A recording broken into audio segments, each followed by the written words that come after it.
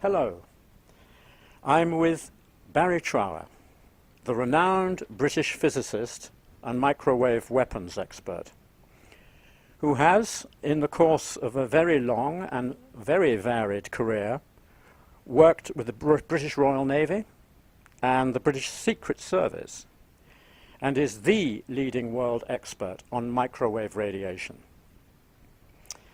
Thank you, Barry, for this opportunity to tap into your very great knowledge, and particularly to examine exactly what it is that's going on with 5G. And to launch straight into that question, I would like to ask you the following. As I understand it, with 5G, we are faced by a quite extraordinary increase in intensity of electromagnetic microwave transmissions when compared with the already dangerous 2, 3, and 4G levels that make up the current Wi-Fi and cell phone electro-smog fields. Can you explain, in short, the main difference between, say, 3G, 4G, and 5G? 5G has a higher frequency. You will need a transmitter every 150 meters, which is virtually on every lamppost or every tree. 5G has been shown in very recent history to be particularly more dangerous, even in areas where it has been set up. In one report around a transmitter, they found around 100 birds had died. In another transmitter, they found cattle that had died. It is a particularly dangerous frequency because of its high resonance. What I'm saying is that mathematically it is so complex that nobody can actually predict the harm it's going to cause. Even the people who have made it can't predict the harm it's going to cause. Mathematically, it is a nightmare. One thing that interests me is that the upper end of the 5G scale is actually so close to the new weapons frequency. There is a new weapon which its nickname is the Growler. It can be sent from aeroplanes or vehicles. And the Growler is used to destroy the neurological and physiological systems in the body very, very quickly. This is used for crowd control. Crowd control, or if you have an enemy, or so in one hand you have the industry saying that, well, they won't say it's safe, they will say we have not found any harm. But on the other hand, it is being used as a weapon, and of course the two are incompatible. You can't have something which you can show to pregnant women or children and allow them to use it, and in another use it for crowd control. And to say that the powers are different is absolute rubbish, because with all microwaves, a long low dose can be equally, even more dangerous than a short high dose. So 5G is a nightmare. Already we are getting instances of I think it's 70% less production of fruit, 60% decrease in insects that pollinate trees, it is suspected of already killing cattle and birds, as I've said. But the main problem, as I see it, and it isn't 5G, it is with the other Gs as well, but 5G is going to be much worse because it's going to blend in with the Wi-Fi. And Wi-Fi is a known, proven, and used weapons frequency. Shall I just carry on? Yes, Okay. This is quite a long question, but it's very important for Poland. I'll leave the weapons out for a minute. The problem that, as I see it, for Poland and countries that have huge forests, it is known and documented that, especially with 5G added into Wi-Fi, but with Wi-Fi on its own, 5G is going to make this worse. It is known and documented that in 3 generations of humans, only 1 in 8 children can expect to be born healthy. 1 in 8, if at all. It is published that with plants and animals, depending on the reproductive cycle, some species will be totally extinct within 5 generations. That's been published. So what you have is the total destruction and loss of Poland, without a shadow of a doubt. That is published, and it is provable. And one of the other main problems, which is going to carry on, people underestimate how clever and how useful trees are. Now, trees communicate with each other via their roots within the soil. They join roots, they help feed each other. If one tree cannot get enough sugars, they will help photosynthesize the others. They also help control the microorganisms in the soil. Trees also take out a lot of carbon dioxide from the air, and trees do not like microwaves. And you will find the resistance of trees going down as soon as you microwave them. But the other thing is, and not a lot of people appreciate this, if you have inland fish or fish in huge lakes or inland fish, around 70% of a fish is tree. People find that hard to believe because the trees shred their leaves, they go into the streams, they are acted on by microorganisms, they wash down into the water, the microorganisms feed other microorganisms, you start the food web, the fish feed off that, and in fact 70% of a fish is actually tree, from a tree, through the food web. Now, if you destroy the trees, you destroy the fish and the ground soil. But it gets even worse. When you have long, hot summers, trees produce a chemical of molecules which go into the sky. These molecules blend with water vapor in the air, which form larger molecules. And they actually form very whispery, small, loose-fitting clouds. But a whole forest will do this all at once. How the trees communicate isn't known.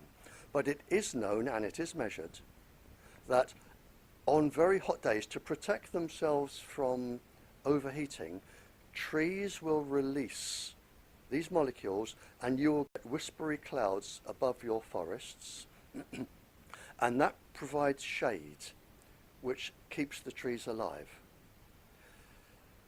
The trees take out the carbon dioxide. Now, if you destroy the trees or you make the trees sick, you get extra carbon dioxide going into the water. The water has microorganisms on its own called coccolithopores. And coccolithopores produce a chemical called dimethyl sulfide. The dimethyl sulfide goes into the air and is the only substance on the planet known which can be used in cloud formation. So if you follow the cycle, if you make the trees sick, which you will do, then you kill your fish, you kill the coccolithopores, who are very low intolerant to carbon dioxide in water because it makes it acid. They are already in the process of dying and changing the cloud structure. So just by affecting the trees that people think are just trees, you actually destroy the fish, you destroy the ocean microbiology, and you change the planet's weather. And there is one more piece of information on this. It has been found and published, and I did have it explained to me by a professor sitting where you were a few months ago, but I couldn't understand what he was saying. But bacterium and viruses seem to thrive on microwaves. So they become resistant to all the treatment to try and kill them.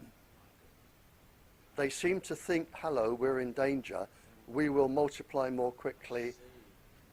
And he did tell me the process, but it wasn't within my knowledge to understand it. But bacteria thrive. So this is why when you microwave plants and trees, and you have huge forests in Poland, within the span of a few generations, you are going to lose your forests, your fish, your plants, your pollinating insects, and your children.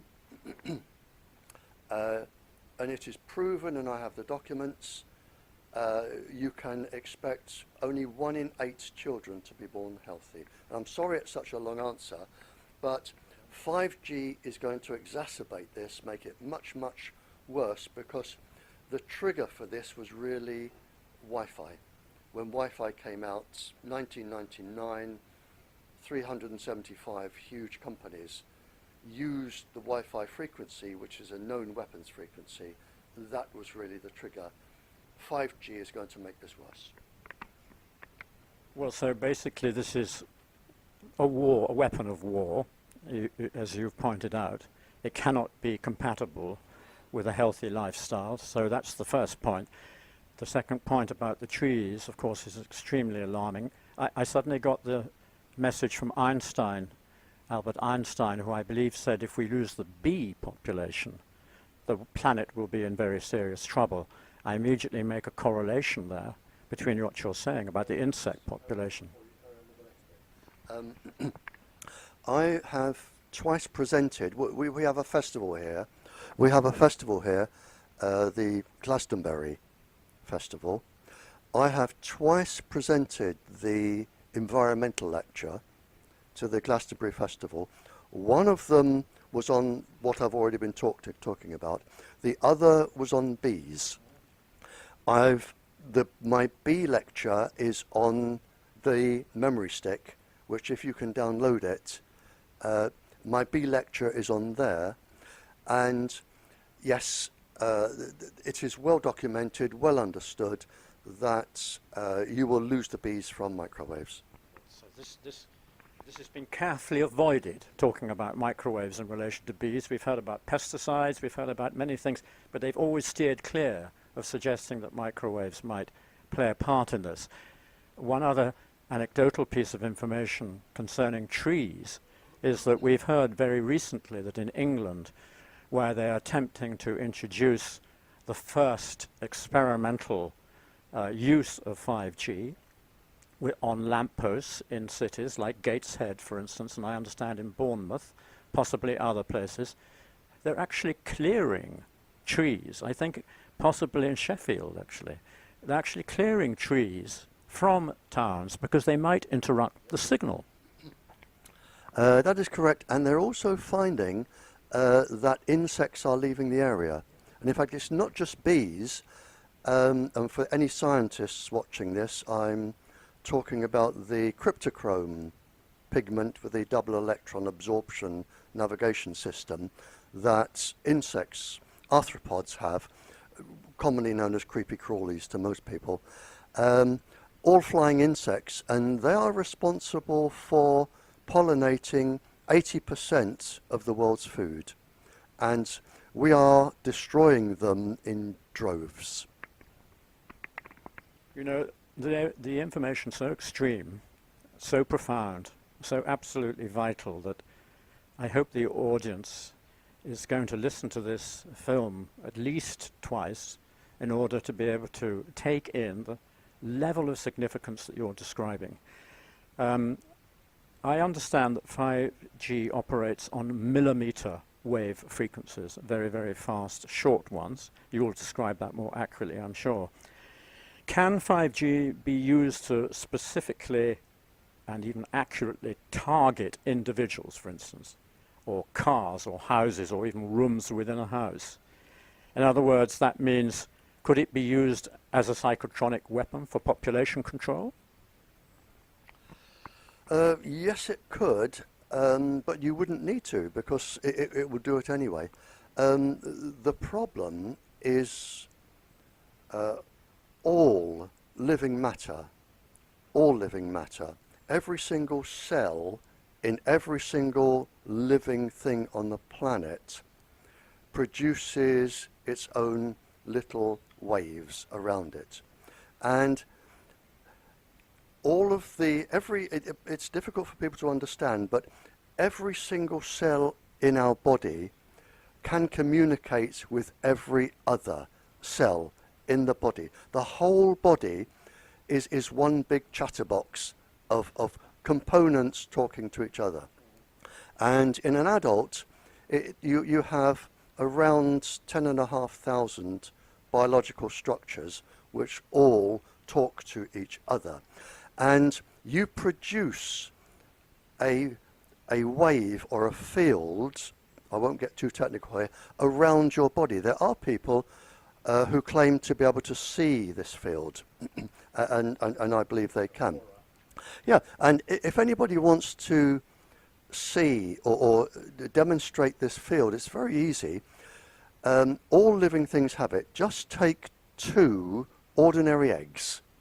Take two ordinary eggs, put them on a shiny surface, and put them end to end. If they stick, turn one around, and you'll find that they will fly apart. Because the fields will either attract or repel each other like magnets. And every living thing has this field. Microwaves will come in and disrupt this field. That is one effect. The other effect, which is what I was involved in the Cold War, were the pulse frequencies. Now, you have clocks in your body, generally regulated by the hypothalamus, but you have clocks that monitor different parts of your body and regulate hormones and all sorts of other things. You also have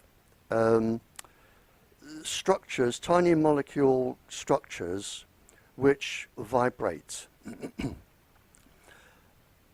Now, when microwaves go in, the pulse frequencies, they can change these clocks, and they can change the rate that the hormones or anything is moving in the body.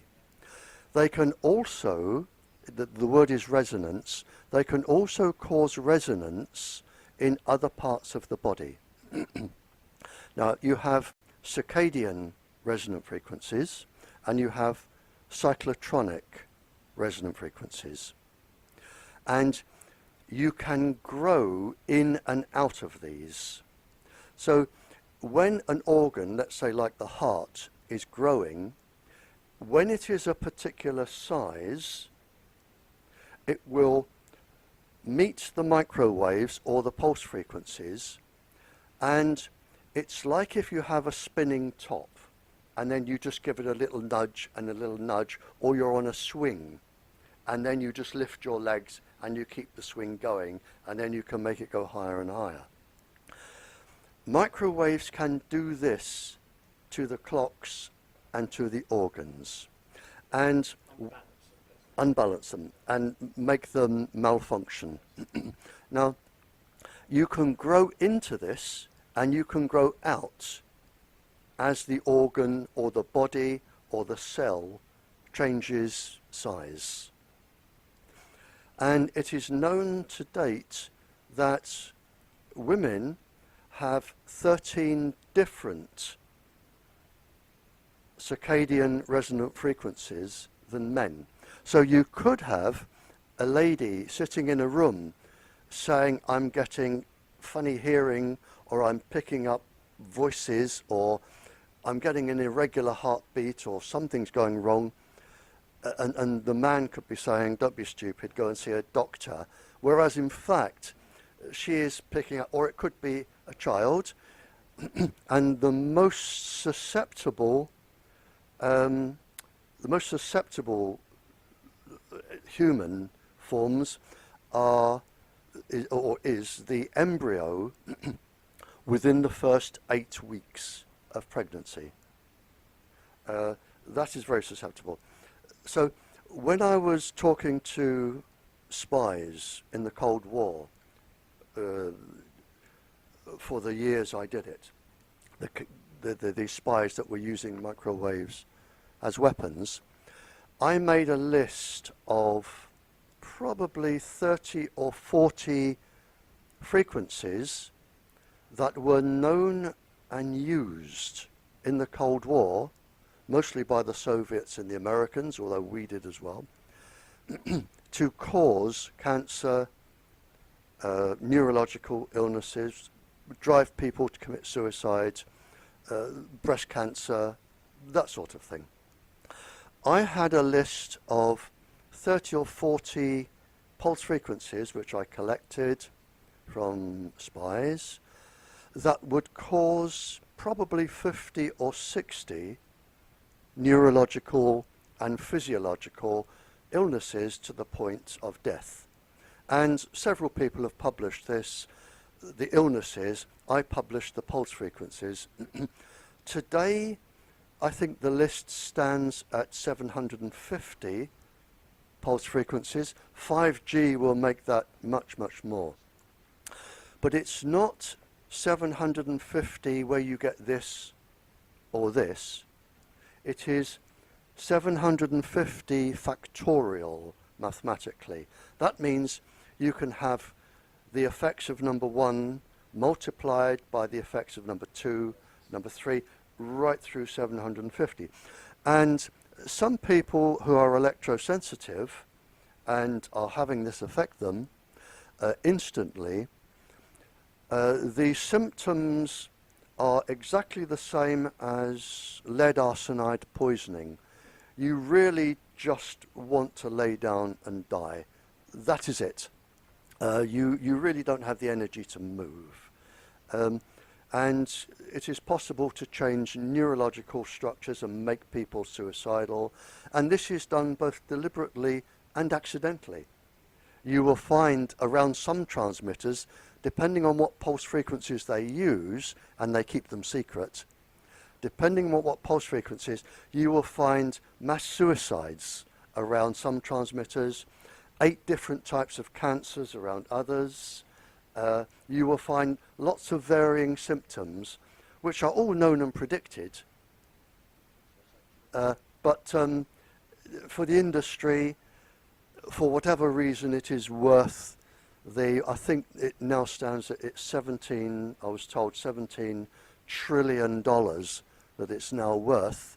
And it's worth losing up to 60% of the population for this amount of money, and it's as simple as that, really. And I have a document that actually says that people must be deceived to and the wording is people must really be deceived, although they've used slightly different wording, by saying you select a safety level that cannot be challenged in court when people die. And the actual wording is to protect industrial output, profit. So the whole list of illnesses, birth defects, stillbirths, miscarriages, they're all there. And the reason for all of this, and it was classified top secret and still is, but I have the documents, is protect industrial output. And all of this is to protect industry.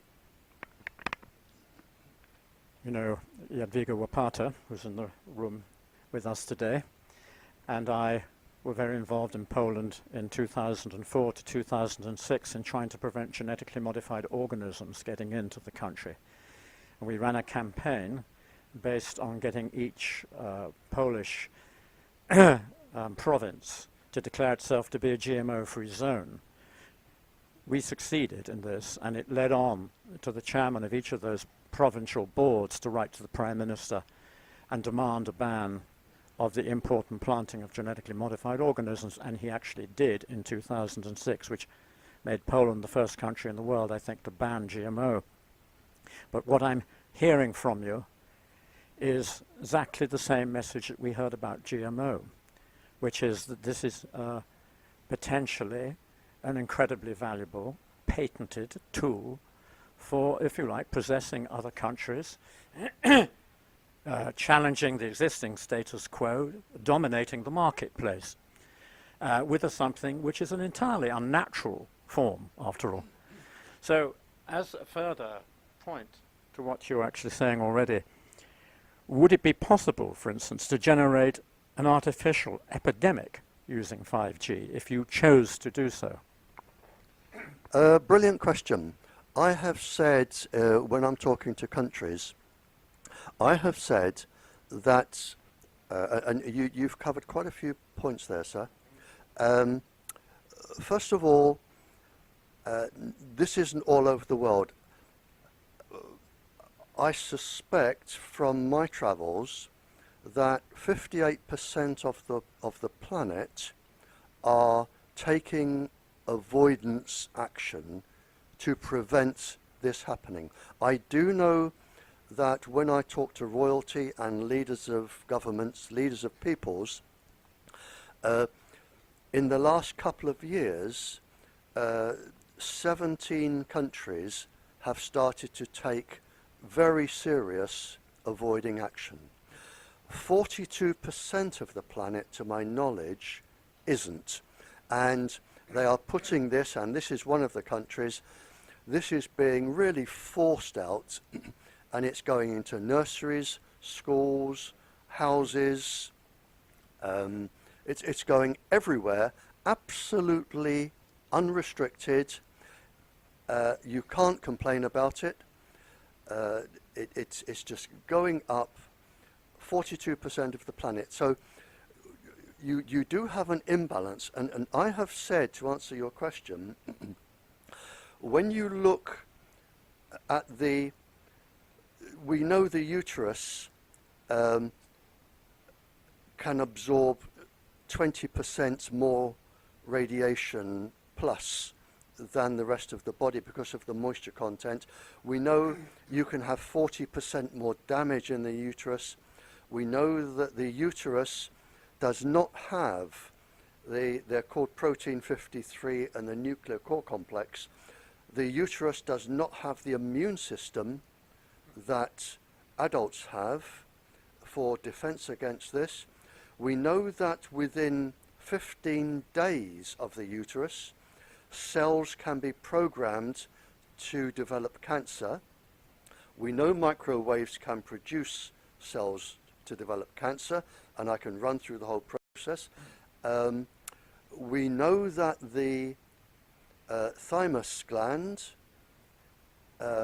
within the first 8 weeks of the uterus, can be destroyed, and the thymus is needed to develop the child's immune system up to adolescence. So, and we know it's been published. I saw the publication in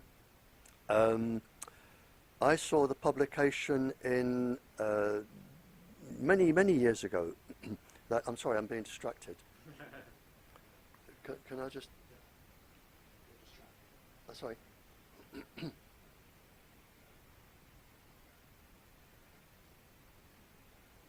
Sorry, I was being distracted.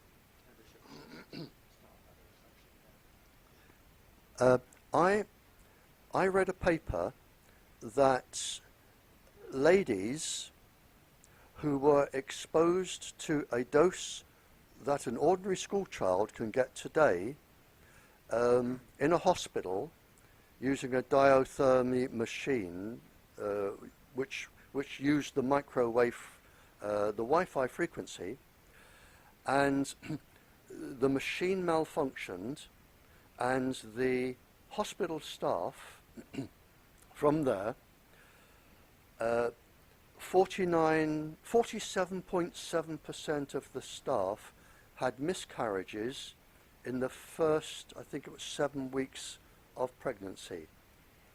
47.7% of the grown-ups had miscarriages in the first 7 weeks of pregnancy. Now, knowing that children can absorb much more radiation than adults because of their size, they absorb more, they're nearer the wavelength, which is the resonant frequency. If you do the calculations, the 47% can become 67.7% of children having birth defects. And this is just from background, and this was published by the World Health Organization first. Recently, the European Academy for Environmental Medicine came up with a 48%, whereas I said 47.7 from the World Health Organization. It's 48%, the European Academy for Environmental Medicine. Now, if you add at least 20% for children, this is where you're getting your birth defect rate, where in 3 generations, just 50 to 60 years, only 1 in 8 of your children at this point in time can be guaranteed to be born healthy. And it's not children, it is all mammals. Because we all have the same genetic code. We have the same 4 chemicals. Any tree can read your DNA sequence. It won't do it any good, and it won't need to use it. But any tree, a blade of grass, can read your DNA sequence. We all have the same language, and all mammals will suffer this. So the 42% of the world where this is being forced out, and this is provable. It is documented. It was forecast way back in the 50s, 60s, 70s. It was planned, documented, forecast, especially your big conference, which is top secret still to this day, in Warsaw in 1973. They listed, I think it was 300 pages of all the, and brought it down to 98 or 88 categories. The whole paper is top secret, and you're still not allowed to see it to this day. But in 1973, they predicted this, that your country would be destroyed from microwaves. It is known, the effect is known, it is happening, it is documented, and it is being forced out for whatever reason, and I'm not a politician, and this is, and your politicians do not know this. they do not have access to the documents I'm mentioning.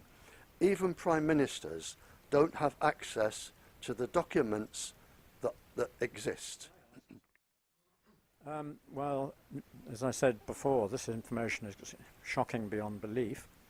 And considering you just highlighted how in 1973 in Warsaw, at a high-level conference of which the papers have never been published, you can verify the fact that it was predicted that population of Poland itself, will be literally wiped out over a period of time if this technology is taken further.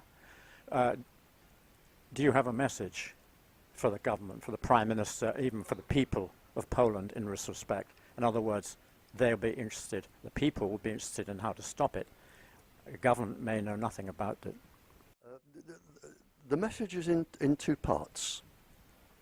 And I wish I were the one that were clever enough to think up what I'm going to tell you, but I wasn't. I was with the king. I was the guest of a king for 2 days, a very, very clever gentleman who had an international law degree. And we were discussing all of this, and he said that within 50 or 60 years, he would lose the viability of his country through all of these processes. He said, Barry, he said, in 50 or 60 years, I will lose the viability of my country. He also said that he gave me his personal telephone number, and he said, if you are talking to other kings or prime ministers, you can give them my telephone number. I will tell them what is going on and what are the consequences if they go ahead with letting all the microwaves in. I will tell them king to king. If they dial this number, I pick up the phone. That is one thing. And I carry this phone number wherever I go, but I'm only allowed to give it to leaders of peoples. The other thing is, when I go to a country, I say, put your very best opponents, the people who say I am wrong, I want you to line up your very best opponents, I don't care how many there are, get your best scientists, your best anybody, put them in front of me and tell me why I am wrong. That is my message. If you think I'm wrong, get me to your country, line up all your experts and let them tell me why I am wrong, and let me show you the documents I have and prove why I am right. And not only do I have to prove I'm right, I can point to your schools, your nurseries, your population and say, there is the proof. It's as simple as that. But the message is very simple. 58% roughly of the planet are taking avoiding action. 42 are not. You have a choice to be in one of those populations. If you want me to come to your country, I will come to your country. I work free of charge. I do not accept gifts. I have nothing to gain. In fact, I have everything to lose because I really don't like traveling. So I will come to your country, I will give you the proof, and you can then decide, and you can put any opponent up against me you like. But I can prove that what I say is correct. I have the government secret documents, and I will put them on your table. You've mentioned on a number of times already that this information is published. This information is published. I think the audience will be very interested to know how one can access that information, apart from the fact that your information you're willing to put out, so to speak, freely to the public. What about all these other papers that have stated this right from the early point in the 1950s? Are they all top secret? Yes, they're all top secret. When I say they're published, they are published within the governments that I have visited and spoken to. And I have this rule that I will answer any scientific question. You can ask me and you can say, would you provide us with this proof? That's not a problem. But what I will not say is which government or which king or what country I have been to, and I will not discuss what questions I was asked. So if anybody asks me what did we discuss today, I will say that is confidential.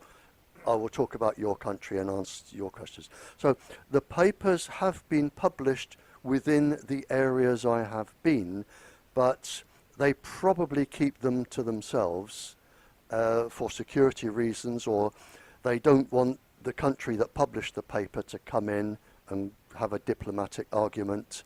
So what I give the countries and what they do with them, but they are published within where I go. Now, at least some people believe that 5G was developed in Israel. Not that that's necessarily of critical importance, but that the Israeli government will not roll it out in Israel. Rather, Israel will develop a fiber optic version controlled entirely by the government and Israeli firms, with no foreign competition allowed in. Firstly, do you understand or believe this is correct? And secondly, will the fiber optic approach mean the population will be protected from the dangers associated with 5G? Yes, I really don't know whether Israel are rolling out 5G.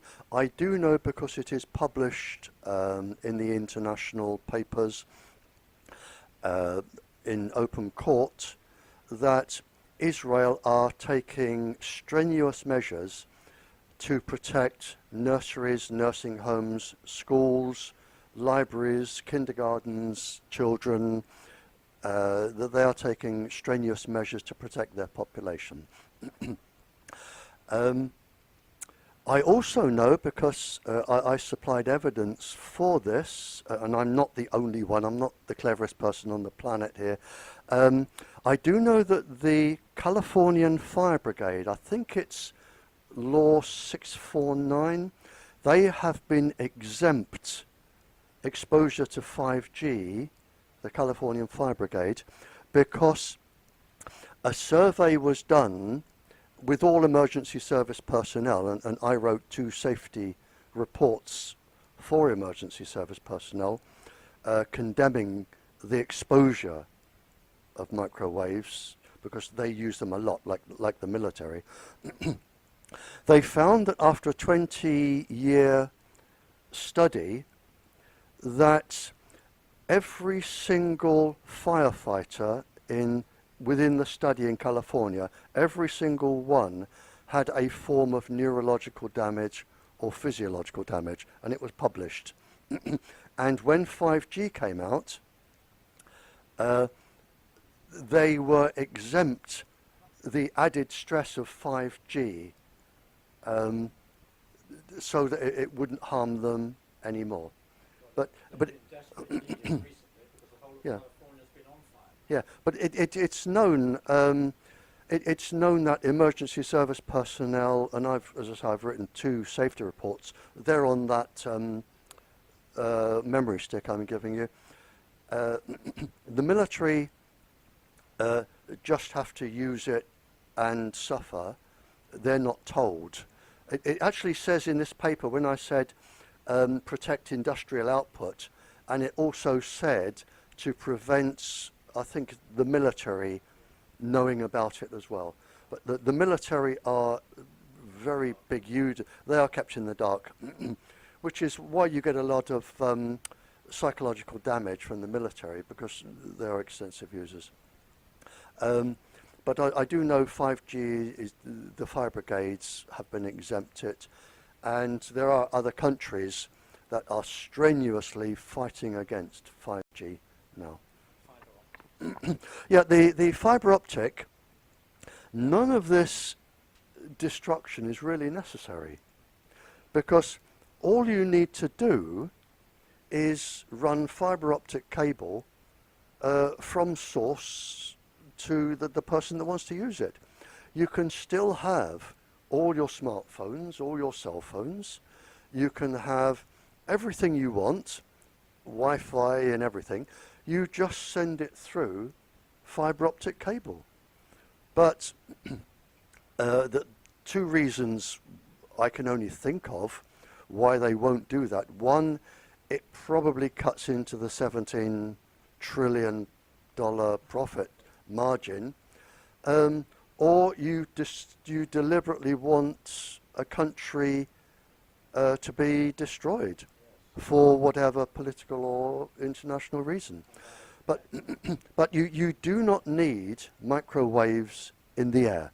You can have fibre optic cable from user to source, and you can have microwaves in the air safely, because you can use a safe non-pulsed frequency, and if you can still have cell phones for what they were originally designed for, which is if you have a tractor that tips over and lands on top of somebody, you can ring the emergency services.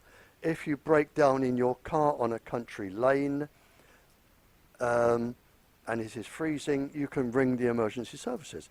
If you use cell phones for life and death emergencies, it is a brilliant invention. It will do its job. There will be next to no risk to any plant life. You don't need all of the microwaves. You would need a trillionth of the microwaves in the air now, not even that. It would be as safe as crossing a road. You know, there wouldn't be any. So you can have everything you want, and you can have it safely. Now, the reason why it isn't, you have to ask the people who make the decisions. When one is travelling these days, and one doesn't have to be even travelling, one could be walking around in a city or anywhere, you find people nervously operating their cell phone or smartphones or whatever they happen to have, tablets, etc., as though if they ever lost this piece of equipment, they'd been in a state of total panic. How do you see this? In other words, what I'm suggesting is it's already become a form of epidemic, a quite literal form of epidemic, that total and utter reliance on this piece of equipment.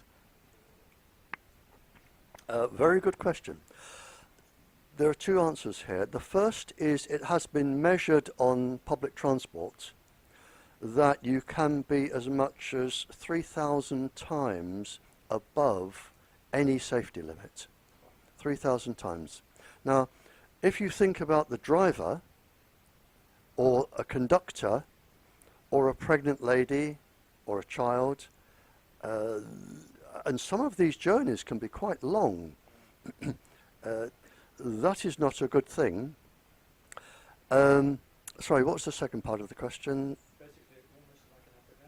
Yeah, it is known, and it has been known since the Cold War, because I was involved in it. Although, as time goes on, more and more intricate knowledge actually comes out. We knew what would happen, we didn't know why. But now I'm reading papers on the brain and giving interviews, and now we know why. And this will surprise you that the phenomenon that I'm actually talking about was actually first published and written about in 64 BC. That is not new.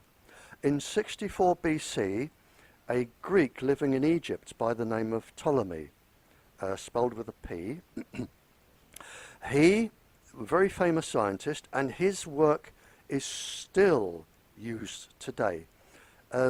He found that when you would heat up metals or various substances, the radiation that came off, the same as the radiation from the sun, if you made a solid wheel, like a cartwheel, only solid, and you drilled holes, and he put this in front of your eyes, when he spun the wheel at different speeds, he could induce you to be drunk or sleepy or angry or behave silly. And it was known then that the photoelectric effect of the radiation going in the eyes to the brain would cause different sensations. In fact, a gentleman scientist from, I think, Yale University that then went back to Spain, Jose Delgado, he'd worked on this and developed these pulses in the brain, and he actually said that any moods or behavior traits could be induced. And he could make women become sexually romantic. You can, one of the pulse frequencies will cause sexual aggression. It will cause you to commit suicide. And you get, even if you watch television, you will have a warning that says, if you suffer from photosensitive epilepsy, don't watch this, because there is a feedback loop in the brain that will trigger one form of epilepsy from this. And you can induce chemicals in the brain, and I won't run through all the names of them, but you can induce chemicals in the brain by the pulse frequencies coming in. And I'll oh yes, yes, yes. Yep. The chemicals which can be induced in the brain produce the same effects. They are not the same chemicals. They produce the same effect as morphine, marijuana, to make you hungry. And when I say hungry, I don't mean you need a sandwich. I mean you will rob a bank to get food. Sexual aggression, nightmares, hallucinations, suicidal tendencies. The phones can do this. Now, people, you will see, they will become addicted to phones. You're getting this, the similar effect of morphine and marijuana, and this is now measured. You can see it on a scan in the brain. They'll pick up the phones and you get this pleasure sensation in your brain, like smoking. And they'll put their phone down, and then unconsciously they will think, hang on, I need to make a phone call. Like I need a cigarette, or I need a drink. And you start using, and they are addictive. So one of the problems we now have is that the cell phone, smartphone, has been hijacked by children, and they are very susceptible to this addiction. And psychiatrists have written that when you try and limit a child's cell phone use or take one off, one psychiatrist said that the child said to the parents, and published this in Scientific American Mind, the child said to the parents, and meant it a girl, teenage girl, if you so much as touch my cell phone, I will kill you both in your sleep. Another girl punched her mother in the face that tried to take the cell phone. And this is where children are.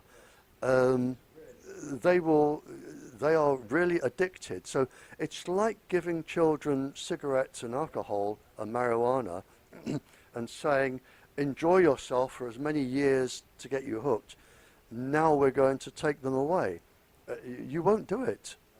And this is one of the problems, is because adults and children are chemically, in terms of brain chemistry, they are addicted. And this was known in 64 BC. It is used by the weapons industry to cause people to commit suicide or get cancer or do whatever. And it is used to try and have brain control. So, and it's well known. Absolutely extraordinarily important information, Barry. And we're going to ask a follow-up question to that. 5G is said to operate at pulse frequencies used by US security for intense crowd control.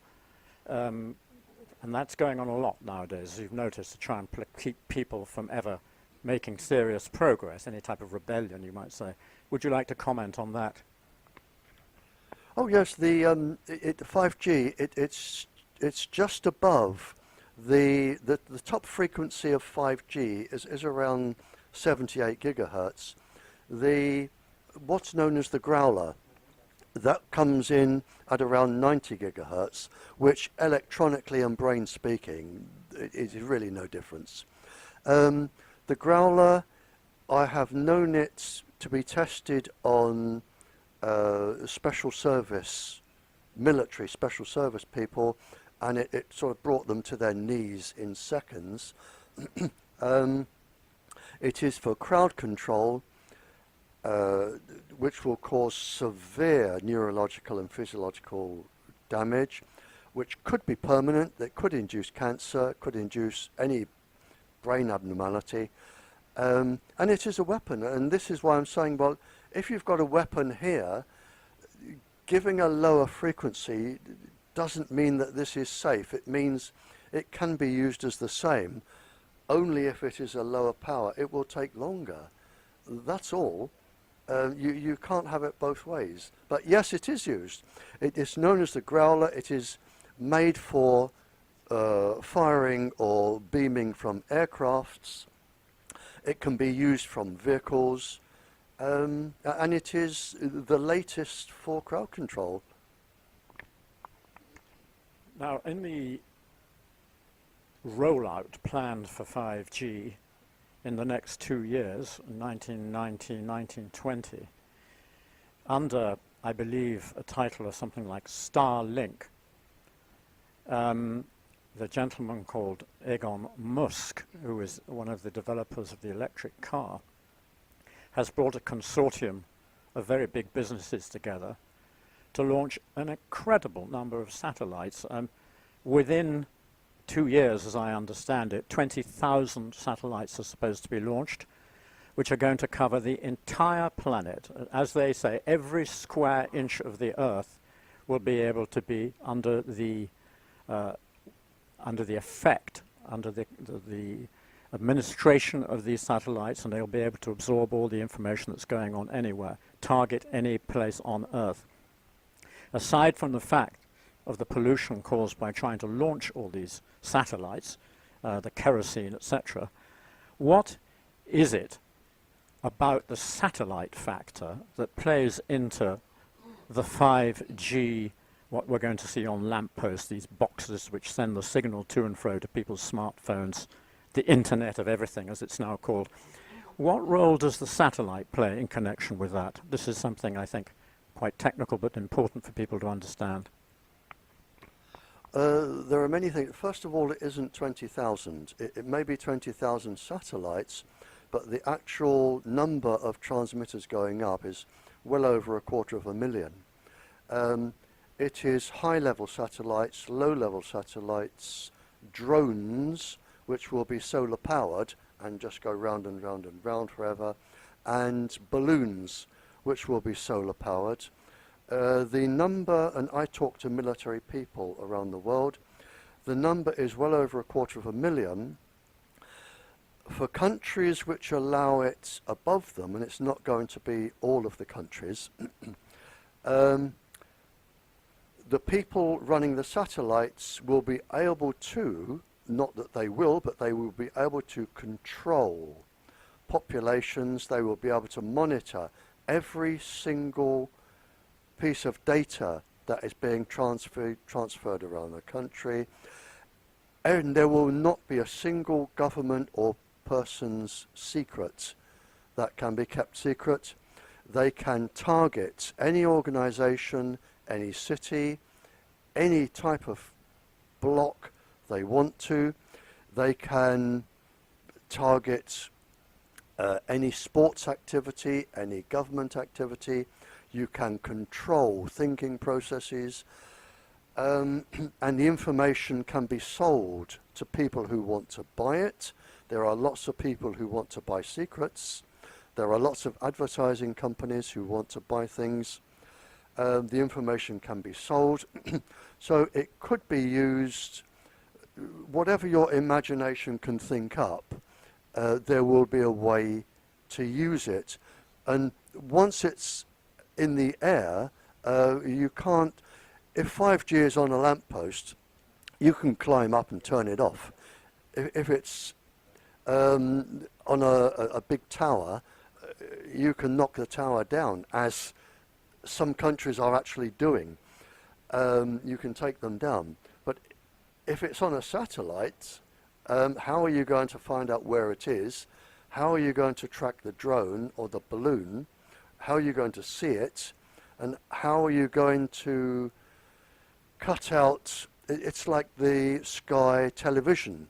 How are you actually going to cover that much ground if you wanted to block the waves? You know, you couldn't. Once it's up and it's up, it stays up, and then whoever is controlling it will have absolute full control over that country.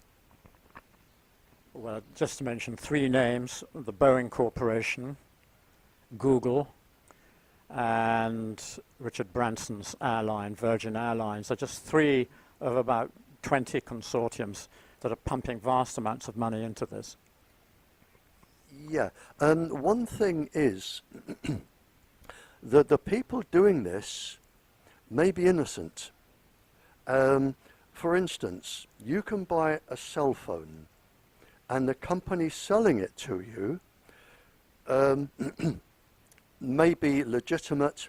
What they don't know is that up to 30 countries make the components for a cell phone, and one of the countries could put in a trigger that says, we will now listen to everything you're saying and nobody else will be able to pick it up. Another could put in other devices that will talk to other cell phones. So you could have a trigger in the device. Richard Branson could be told, we're doing this, it will help humanity, we're doing this.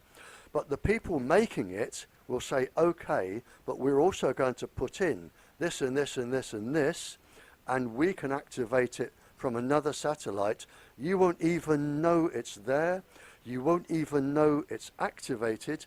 And people with cell phones now probably don't know that even if it is turned off, it can be activated. If it's got a camera, they can listen to and watch. And this was designed for business meetings, for bankers to listen in, which is why when bankers have meetings now, all the cell phones are locked in a safe. But it was designed so when financiers and businessmen have a meeting, they could not only see who was speaking, same as MPs in defence meetings, but even if the cell phone is turned off, you can listen and you can pick up everybody else's phone call, and there are devices that will allow your cell phone to be used as a transmitter without you even knowing. So somebody can send a message, it will go into your battery, get a boost, go on to another one. Just the fact that your cell phone is off doesn't mean it's off. These can be put in and they can be used. And again, the criminal world, and I've met lots of organised crime, they can not only use it, but it has already started and been published that this is very, very good for blackmail. very good for blackmail.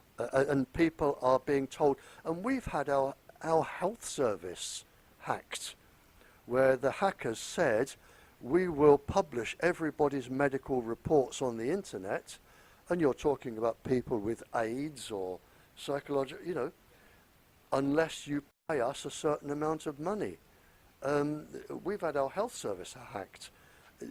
And recently there was a website where people could send in their sexual preferences. They were blackmailed. Other websites, we've had a bank hacked just this last week, where they've said, we will give everybody's bank details unless. So, you know, once you've got access to this, and the worst thing are these smart meters, because once you get the smart meters, you have a mesh of information going all over the place from everybody, and if you hack into a smart meter, you've got everything. You can even tell when anybody is going to the toilet in any house, and you can even listen to that. So it can be used for weapons, it can be used for blackmail, it can be used for crime, it can be used for other countries' defense. And once this is up and running, you are really at the mercy of the people who have got the secret bits. But it's the people putting it up may be absolutely innocent and don't even know what they're doing. But once it's up, they've lost control.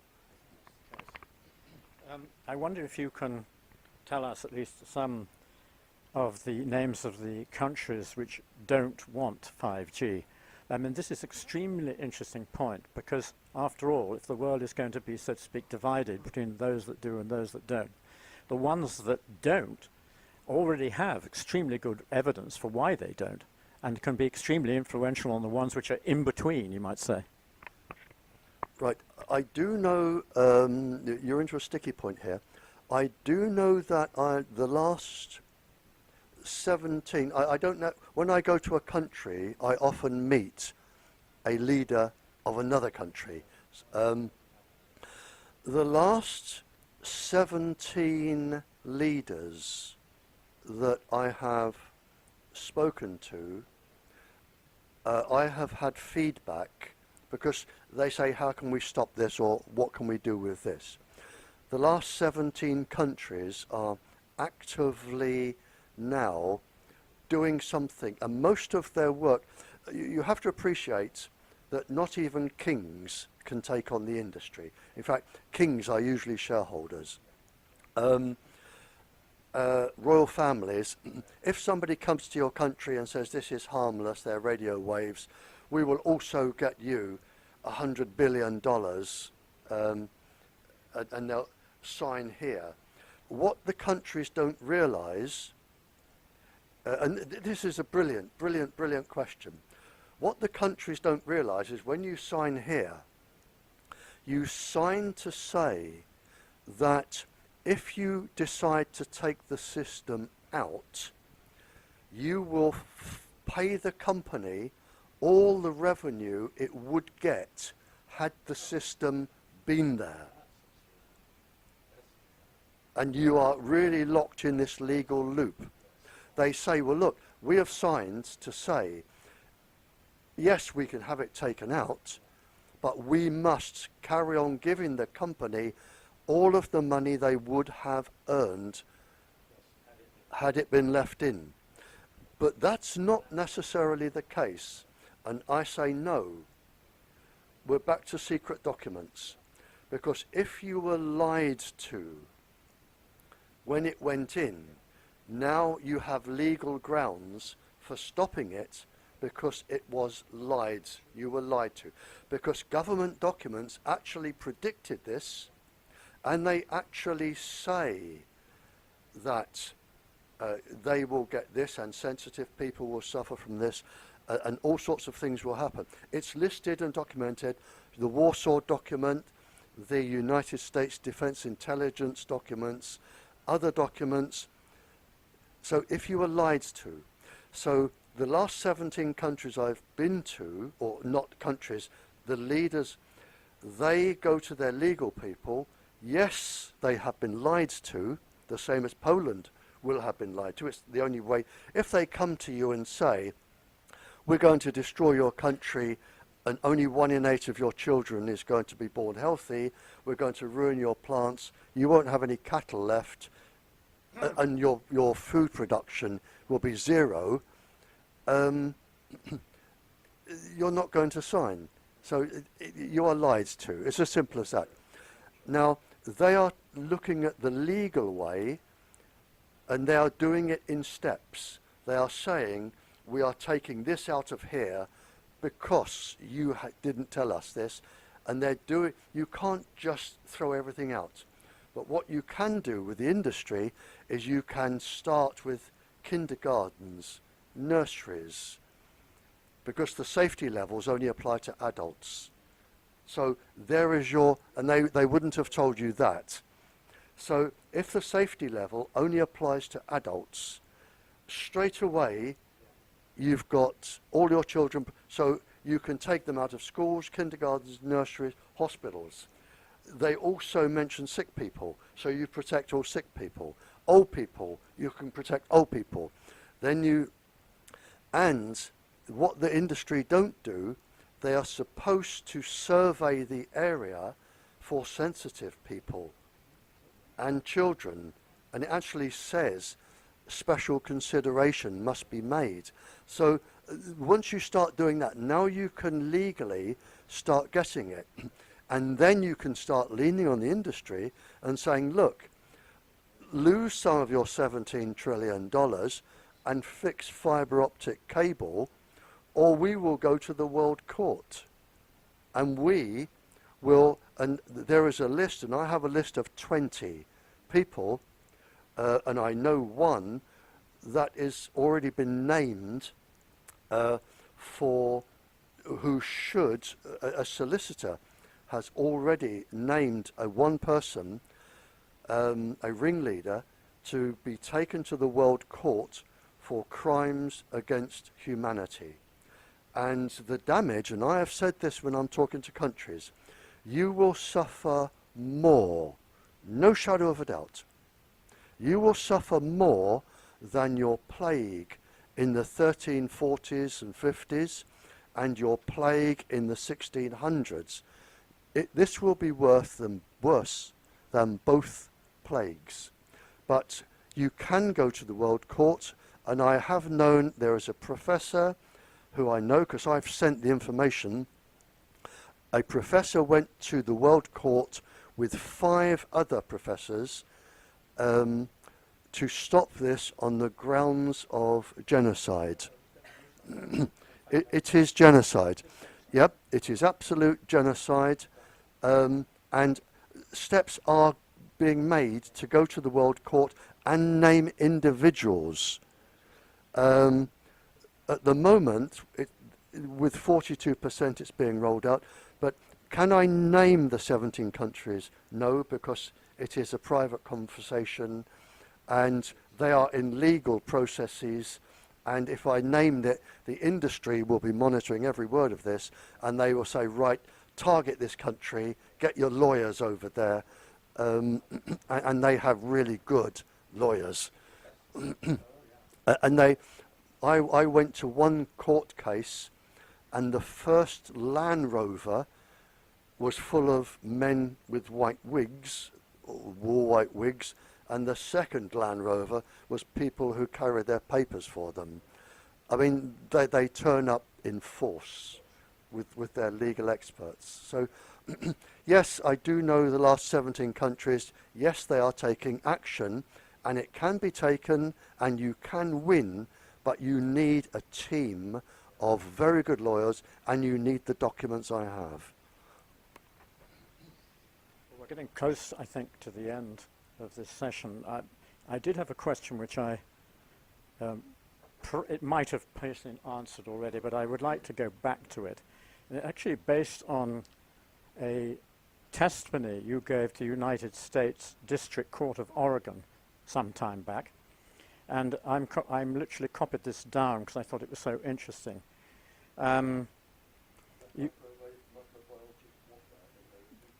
Yeah, I think it might. No, it's not.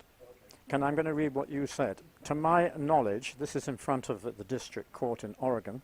You said, to my knowledge, microwave or radio wave sickness was first reported in August 1932 with the symptoms of severe tiredness, fatigue, fitful sleep, headaches, intolerability, and high susceptibility to infection in 1932. And now listen to this, everybody, because this is exactly what hundreds of people are reporting to us in Poland, in England, of exactly these symptoms. By 1971, the US Medical Research Institute, the NMRI, excuse me, referenced 2,300 research articles listing an excess of 120 impairments and illnesses attributed to the radio frequency and microwave radiation. So already back in 1971, you had enormous amount of evidence of the problem. So under the Freedom of Information Act, you say, extracts from the published US Defense Intelligence Agency documents confirmed NMRI research and stated, quote, if the more advanced nations of the West are strict in enforcement of stringent exposure standards, there could be unfavorable effects on industrial output and military functions. I'm going to read that again. If the more advanced nations of the West are strict in enforcement of stringent exposure standards, there could be unfavorable effects on industrial output and military functions. Absolutely correct. And after this, what happened was the scientific advisors, they needed a level of microwaves that could not be taken to court, that where you could not complain about being ill. And what they did, they went back to a gentleman scientist, I think his name was Sean Swan, something like that. And he set a level based in 1953 on a particular type of radiation, and the outcome of this, which is still in force today in Poland, and 42% of the planet who are in fact dying from microwaves, they said, and this is one rule, and this is the only safety rule, in 42% of the planet, most of Europe, Australia, New Zealand, Canada, or they've changed now, but most of Europe, Australia, Canada, what they said was, and this is the only safety rule, and it takes some believing, if you do not feel too warm in 6 minutes, it is deemed safe for everybody for a lifetime's exposure of any frequency, any power. So in other words, if you do not feel too warm in 6 minutes, it is deemed safe. Now think about that. You've got a schoolroom full of Wi-Fi, and if the children do not say, this Wi-Fi is making me feel too warm, in 6 minutes it is safe for them to use from a nursery right the way through up university to the day they finish and sit in front of it. But the clever bit is that microwaves, which is how microwave ovens work, of course, microwaves cook from the inside out. Your brains do not have heat sensors inside. They're on the outside. Your body, the heat sensors are on the outside. Microwaves go inside. So what they have said is, if you do not feel too warm in 6 minutes with the sensors you do not have, it is deemed safe for life. In other words, what they have done is said, we have set a safety level that you will never ever challenge in court. And when you sign to say, I'll have this in my country, that is the safety level you are agreeing to. And they knew before that that was not safe, and it doesn't apply to children and animals and things, and this is your loophole, but this is the safety level, and that is it. You said further, in order to protect industrial profit and military function, and to avoid litigation from military employees, it was suggested that governments in the West choose a safety level compatible to the military industrial output. The governments that adopted the thermal level denied, and still to this day deny, any adverse effect from subthermal levels. I just added to that. So this has been a weapon of mass destruction from the start. Could you possibly explain the difference between thermal and subthermal? Also how this relates to smartphones and other cell phone technologies, but you've covered the second part, I think. Yeah, you have ionizing and non-ionizing, really. Ionizing, gamma rays, X-rays, that end of the spectrum. Non-ionizing are, you're looking at your straightforward microwaves. Non-thermal is when you do not heat up, I need to get, I think it's heating up 1 kilogram of body mass within 6 minutes by 1 degree. It's based on that. Yep. Yep. When people put a mobile phone to their ears, they talk about feeling warm. Now, is that connected with this issue? Misunderstood, I think, that. People thought that was the problem. They didn't realize it was a whole other level. No, we're talking about whole body radiation, but in fact different areas of the body have different thermal levels. When you put the phone to your ear and your ear feels warm, in fact, to show how dangerous this thermal or below thermal level is, all of the cell phones, all of the transmitters, the military, everybody, it is all given the below thermal level. So none of it should cause a kilogram of your body mass to heat up in 6 minutes by 1 degree, basically. It is all below thermal. Everything you use is below thermal. What they have not told you is that when you put the cell phone to your ear, and in fact, if you look at the safety guide that comes with cell phones, it says, do not hold it next to the skin. When you hold it and you feel warm, in fact, they're wrong, because it is known and has been known that when you warm your skin by 0.6 of 1 degree, which is basically a half of 1 degree, when your cells heat up by 0.6 of 1 degree, what are known as the heat shock proteins come into access.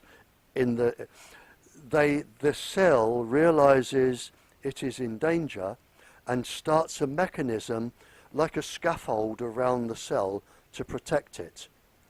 But it can also protect then cancer cells.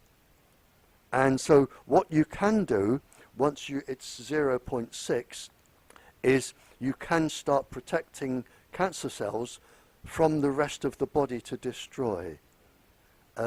And you also disrupt the cellular process. People don't realize that the heat shock proteins are actually chaperones within the cell, and there are millions of little chemical reactions that take place, and they have quite a lot to play. So the moment you start warming it, you're doing damage anyway. I think we would now like to spend maybe the last 5 or 10 minutes considering a positive outcome, how people can get together to rid the planet of this horror story, this genocide process, and how we can work together to ensure that there are plenty of other problems on the planet. I mean, this is such an extreme one that Jadwiga and I, who worked on GMO at that time, we thought this was probably what the most significant problem for the food chain.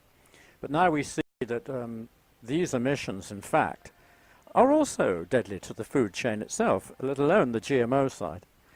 And then there's also the animal kingdom, the plant kingdom, the biosphere. And so all of this is under threat. So how can we put a stop to these developments, which amount to acts of genocide and to the human population, an ecocide against the biodiversity of nature?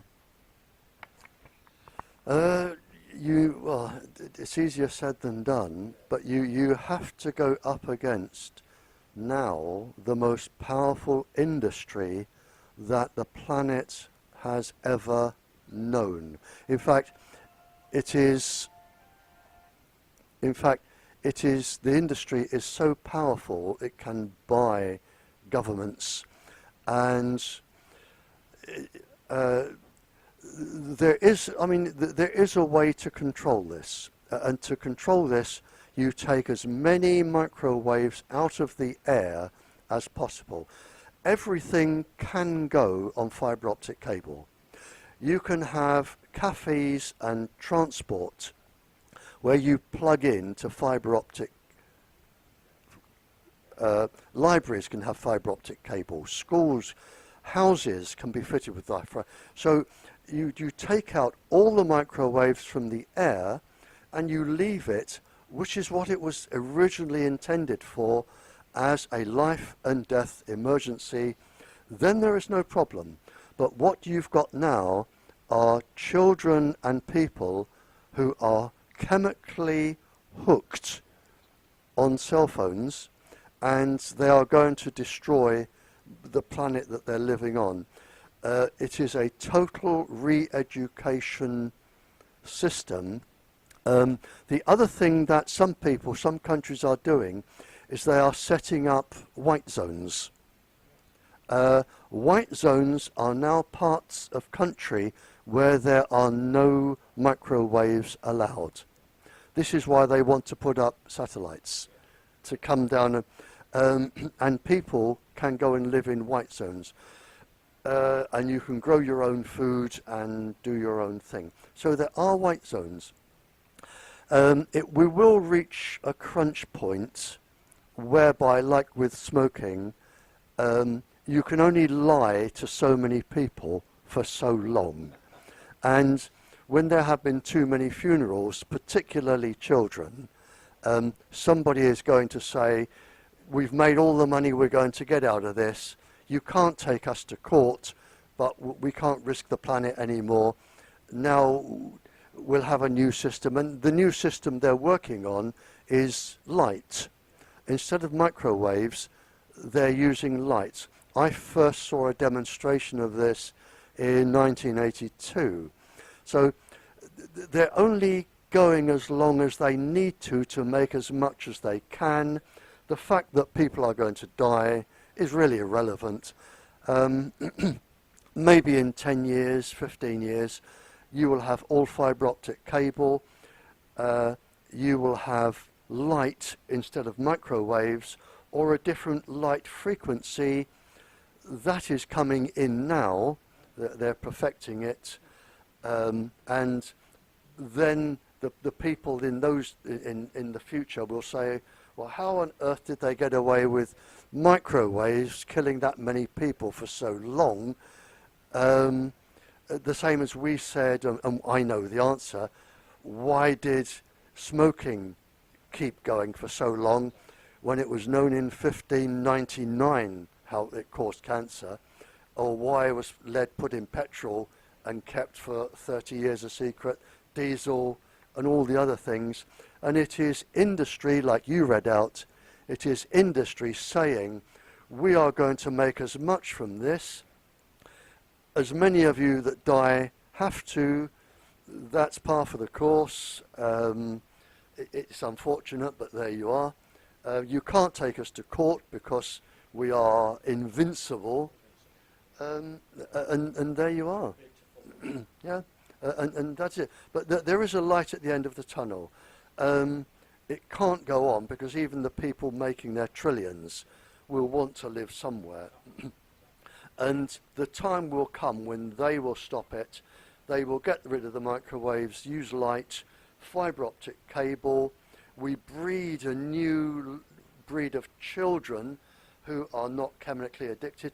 It is worth saying now that one country, and I can't mention it, one country has now opened up clinics to detoxify children from their cell phones and detoxify them and get them back to normal. So in the world, and it is a big country, and the clinics are right across the country, they are now detoxifying children. And it has started, and I know other countries that are now restricting children, saying you will not have a cell phone until you reach this age, and then we will tell you how much you can use it. So there are countries doing something about this. But in our part of the world, the countries in Europe that have not listened, where the industry, the Wi-Fi and the 5G are running rampant across the country, once it's in, it will be in until the industry decides to take it out. And however many of you die, that's just unfortunate as far as the industry goes. Okay, now I really think that this very much concludes the talk today. I would only add that those of us who live and work with the spiritual dimension in ourselves, the human dimension, the spiritual dimension, must also be aware that the spiritual dimension connects up with light. So it doesn't connect up with microwaves. The spiritual direction is to do with light emanations, to do with photons, to do with completely different and natural forms of background energy, so to speak. Can I just finish with one spiritual thing, please? During one legal case, just about 2 or 3 minutes, okay? During a legal case, lunchtime, I went into a pub, have a cup of coffee and a sandwich, or a Guinness or a sandwich, and the barrister came, the opposing barrister for the industry, sat down, and he said, "You know you're going to lose." And I said, "Well, I tend to lose because I don't have the legal knowledge and the planning law, and in this country you are not allowed to use health as a reason to take down a transmitter or stop a planning application. They have said you may not use health as a reason." And he said, you're going to lose." And I said, "Okay, but I will still try." And I said, "Will you answer me one question?" I said, "I'm prepared when I go into the afterlife to face all of the spirits, and I'm prepared to say I lost, but I tried. I wasn't good enough. But you, on the other hand, you are doing this with all the knowledge that you have, and when you go into the afterlife and they're not impressed by your club, the size of your yacht, your mansion, your bank account, what one sentence will you say having caused this genocide? What one sentence can you give? I can stand there as a loser, and I tried.